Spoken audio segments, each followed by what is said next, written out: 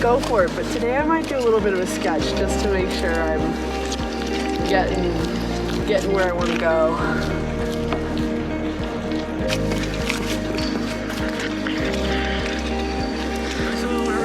I'm good, how are you? Oh my god, I didn't even recognize you. I'm looking into the sun. How are you? Good. Are you doing some painting? We are, yeah. We're going to do a little plein air session.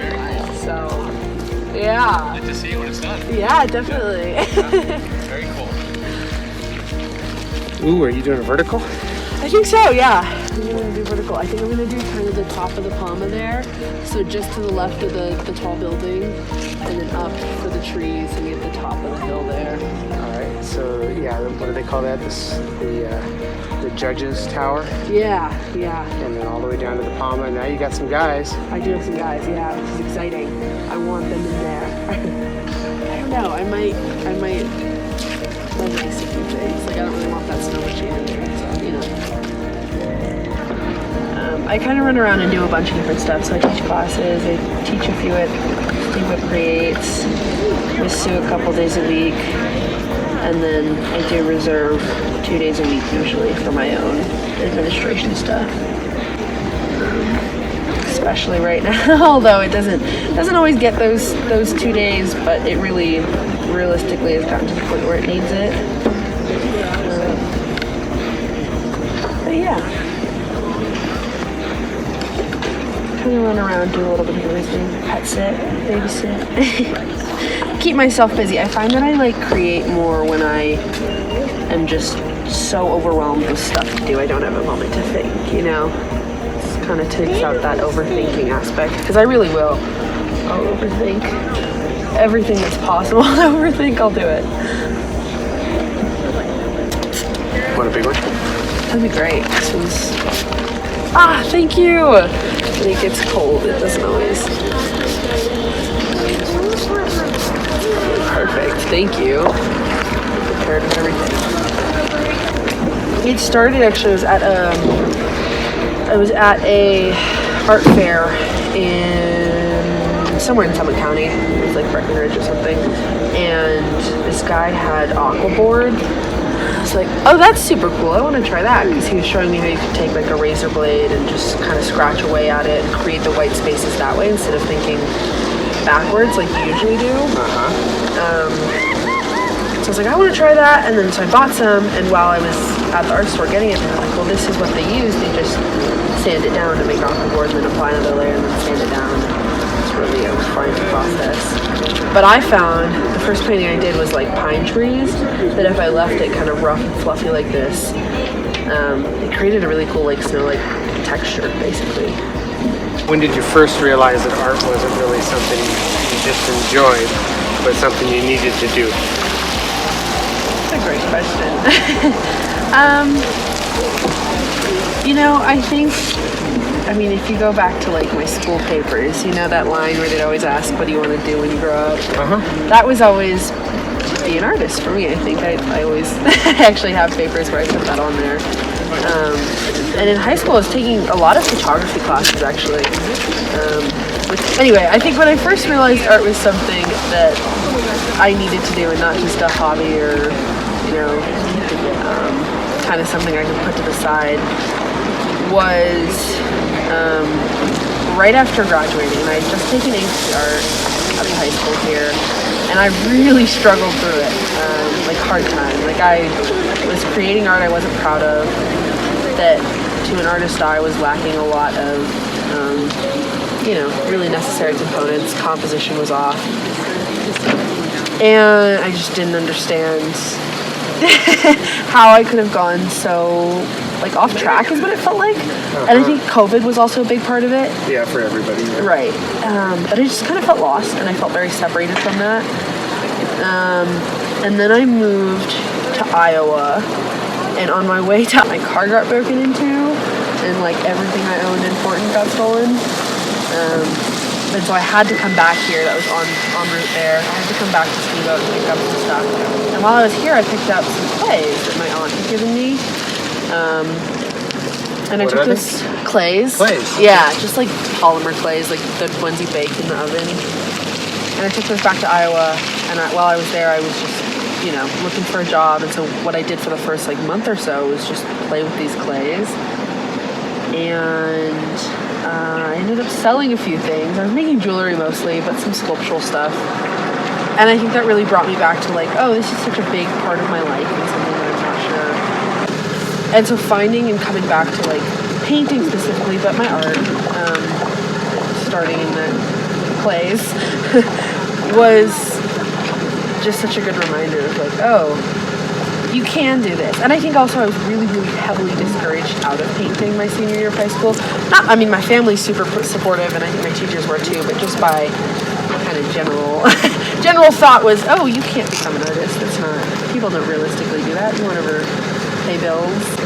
But I do think the second I realized it is something I could do, you know, for me, every day, even now, it's applying myself, and it's like, there is no going back. There's no turning point. There is no stepping backwards. So, I can't imagine my life without it now. Do you think living in Steamboat influenced your art at all? Or was it getting away from Steamboat that it ended up influencing it? Oh, I absolutely think Steamboat influenced my art. We have a great community that really fosters such a inspirational and supportive, you know, arts community for young people specifically, for everybody. But I think we really, along with obviously skiing and all that, we push like this, you know, just creative inspiration for kids. There's a lot of outlets for it, and I think as tied as I am to my artwork, I'm tied to the environment that I live in the outdoors and the mountains here. And practically everything I paint is Steamboat based, is related, or Colorado based, related to being the mountains. And I think that's why I paint too. It's largely because of where I live. And I'm not inspired to go paint the ocean or something. It's my kind of connection with the mountains. Absolutely.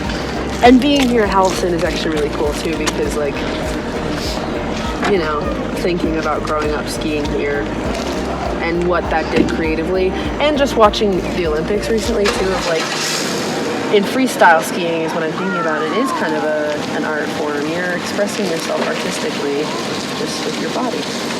What do you look for in a subject? I think it's gotta be almost always something that makes me feel a certain type of way, whether it's good or bad.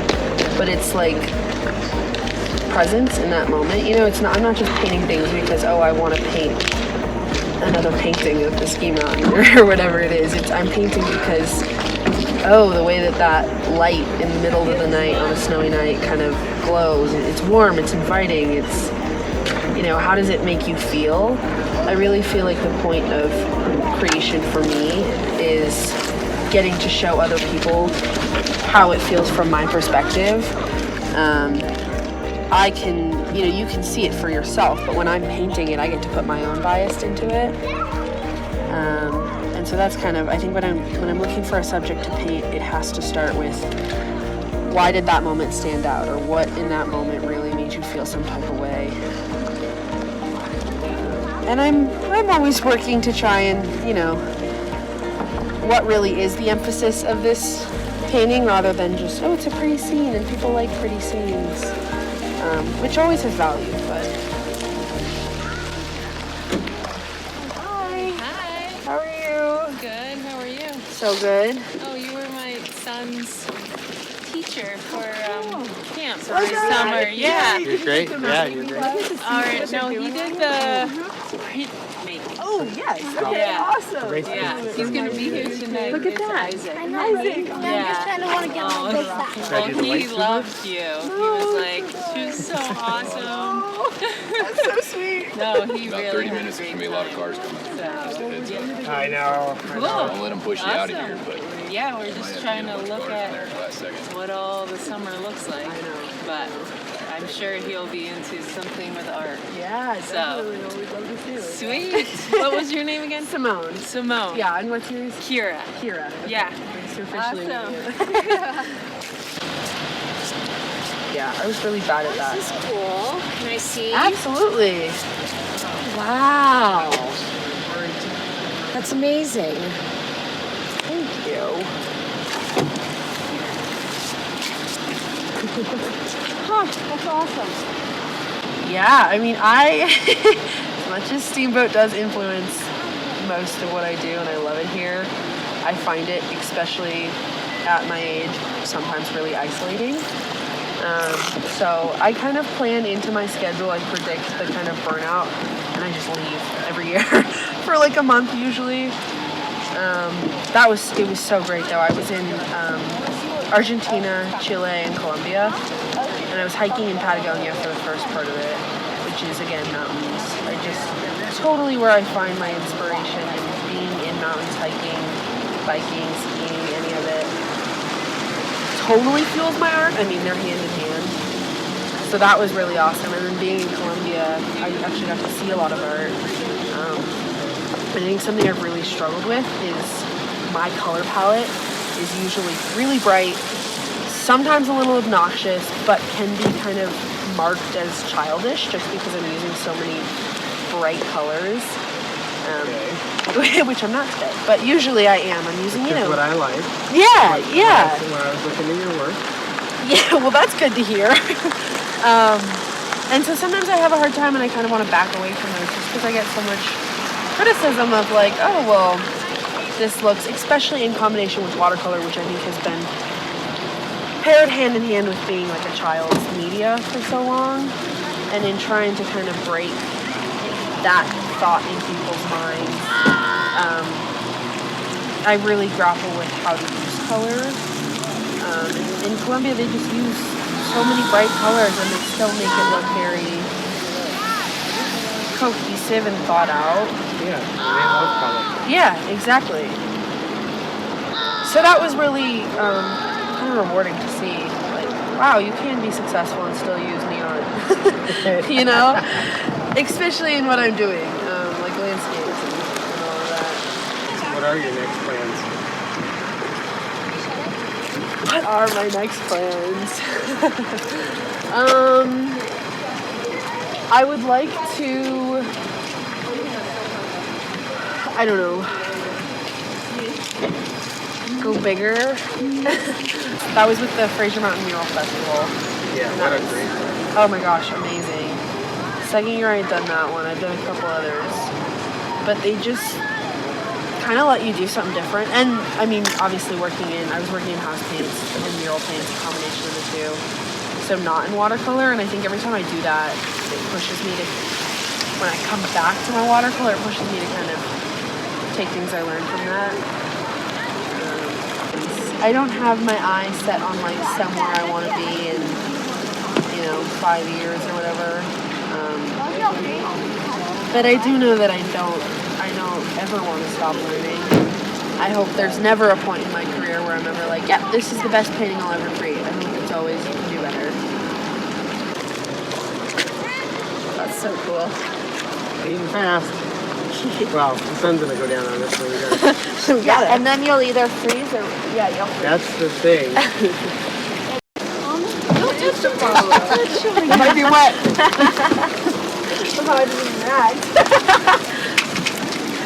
Paint, remember that? It is, and it's watercolor, so wet. What do you think? Great. Yeah? Should I paint you when you go up the farmer? Maybe. Maybe? Hey, watch your cars. I like your painting. Thank Really you cool. very much. You're even painting the cars. I know. It's just too fun. It's right there. It's just too fun. Yours look way realistic. You think so? Yeah, it actually looks like it should be in a museum. Okay. All right. Nice. I'll take your word for that. Future art critic and ski racer right here. Yeah. Do you get a picture ahead of time of what you're painting so you have something to reference? No, not usually. I didn't do it today either. I actually very rarely paint from pictures, which Oh, that's good. is It good makes- and bad. I've started to, like with animals and stuff, I'll use a reference photo, paint it once, paint it again, draw it once, draw it again. to kind of get how I want it to look down. And then once I have that, I kind of go into the painting and use those rather than a photo. So sometimes I am referencing a photo for proportions and all of that.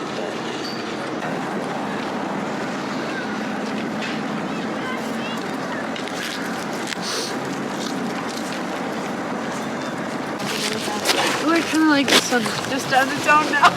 Isn't it great? That's funny. Yeah. I'm just gonna separate them.